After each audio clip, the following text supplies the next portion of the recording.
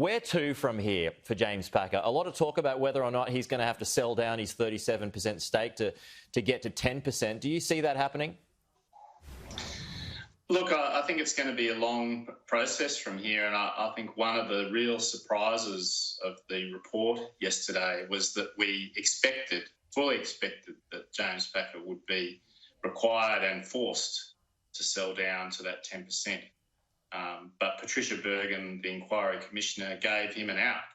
She said that any shareholder of Crown who wants to hold over 10% of the stock can keep that shareholding if they are happy to go through a approval process with a new regulator. So, in a sense, if James Packer decides that he does want to keep his 37% shareholding in Crown, he does have the option of doing that under her proposal. Now, remember, it's only a proposal, so the full board of ILGA in New South Wales may decide to reject her finding and compel him to sell, but I think that's a highly unlikely outcome. But I think the bigger picture for James Packer is he's been very clear in his actions in the past 18 months that he wants to sell down his holding in Crown. He feels that he has too many eggs in the Crown basket, as he puts it. So he's been looking at options to exit that stake, or certainly sell down part of it. And I don't see this changing that. I think it's just going to give him a bit of extra breathing space to do that on his own terms rather than be compelled. And his mental struggles have been well documented. I was going to ask, is he even up for the fight? Well, I think that's the challenge for him. He's obviously been through a very difficult period in the last few years. He's said very clearly, and he said it in the book, that he wants a quiet life.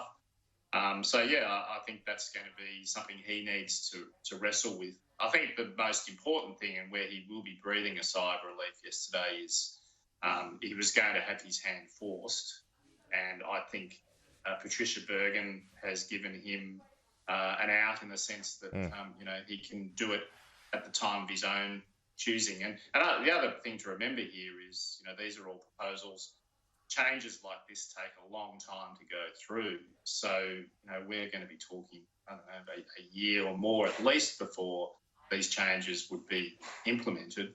And if James Packer is dead keen to get out of Crown and can find a buyer, he'll be out of it before the changes are even made. Wow. So how long might it be? I mean, there's a lot of people think it's still inevitable that at some point down the track, Crown's going to get its licence for Sydney. How long? What sort of a time frame are we looking at here? Oh, if you read some of the reports of stockbroking analysts last night, they say next year is a possibility for Crown Sydney to be open. Could be longer. And I think that's the thing we need to keep in perspective here. The casino isn't open. It's a very small facility. It's called a restricted gaming facility. It's for VIPs only. It was always targeted at the international market. That's closed, as we all know.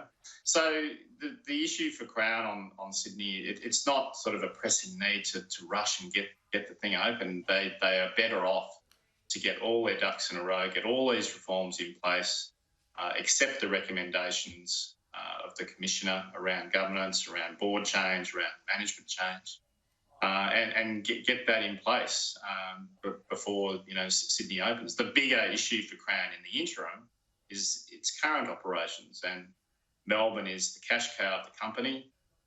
The Victorian gaming regulator has been accused of being asleep at the wheel, and it's now conducting a review of Crown in Melbourne, and the evidence that is in that 800-page report yesterday is really going to be combed through very carefully by the Victorian regulator in its review of Crown, and that's the great risk for Crown in the short term, I think. Yeah, okay, so much more to come on this. Damon, Kitney, appreciate your time this morning. Thanks for joining us.